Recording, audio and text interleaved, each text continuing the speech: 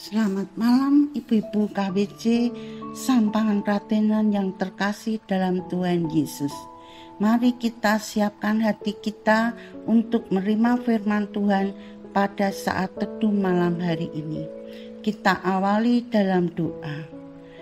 Bapa kami yang di surga, segala puji hormat kami naikkan ke hadirat-Mu malam hari ini Bapa. Kami ibu-ibu KWC Maranatha GKJ Sampangan Pratenan akan mendengarkan dan belajar firman-Mu. Pimpin dan beri kami pengertian akan kehendak-Mu. Di dalam nama Tuhan Yesus kami berdoa. Amin.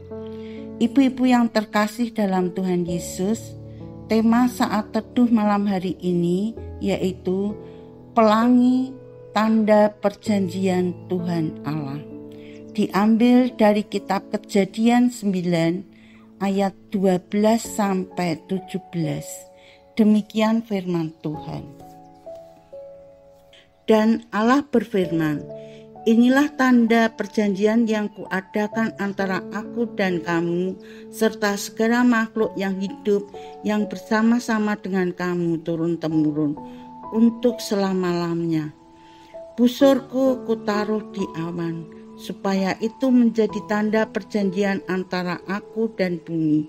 Apabila kemudian kudatangkan awan di atas bumi dan busur itu tampak di awan, maka aku akan mengingat perjanjianku yang telah ada antara aku dan kamu serta segala makhluk yang hidup, segala yang bernyawa, sehingga segenap air tidak lagi menjadi air bah untuk memusnahkan segala yang hidup. Jika busur itu ada di awan, maka aku akan melihatnya, sehingga aku mengingat perjanjianku yang kekal antara Allah dan segala makhluk yang hidup, segala makhluk yang ada di bumi.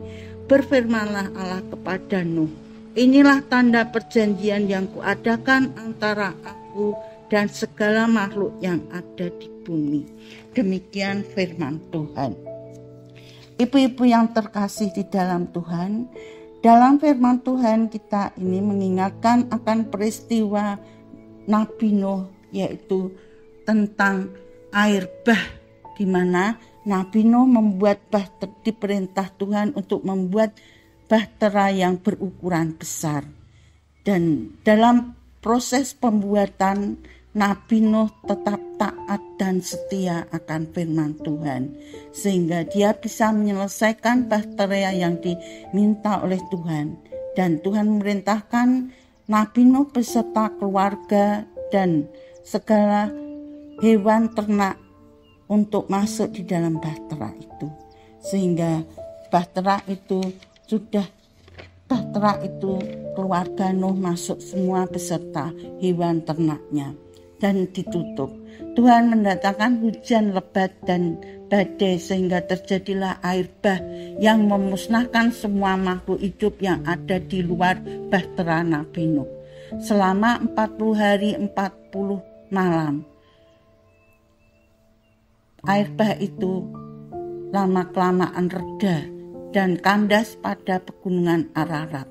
Dan Tuhan memberikan janji pada Nabi Nuh yang kita baca tadi, yaitu pada Kejadian 9 ayat 12 sampai 17 dengan tanda busur atau pelangi. Tuhan memberi tanda perjanjiannya untuk tidak memusnahkan bumi lagi dengan air bah. Kita lihat busur itu pelangi, kita lihat pada kitab Yehezkiel 1 ayat 28. Demikian firman Tuhan.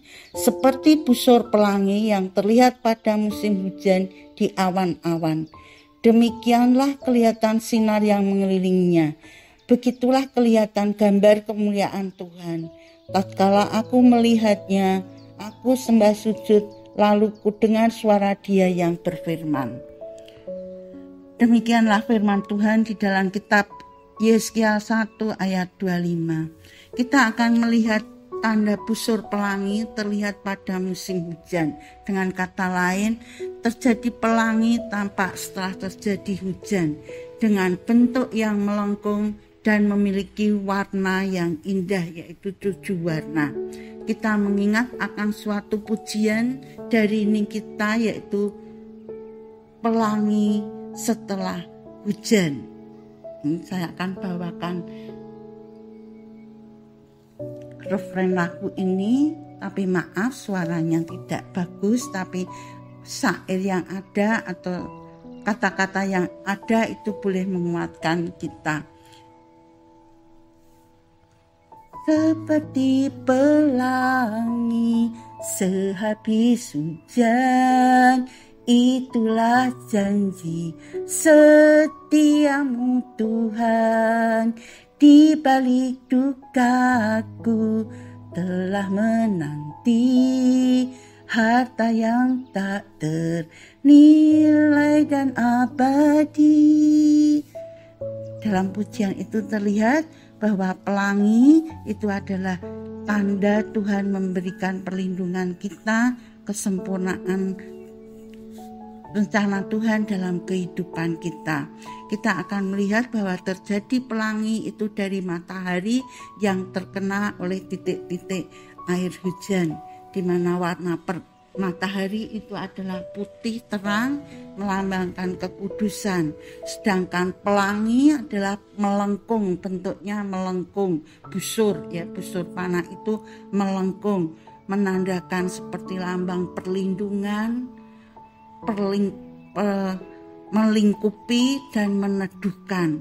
Demikian juga dengan warna yang 7 warna, mulai dari warna merah, jingga, kuning, hijau, biru, nila, ungu, itu warna-warna yang sangat sempurna dan indah.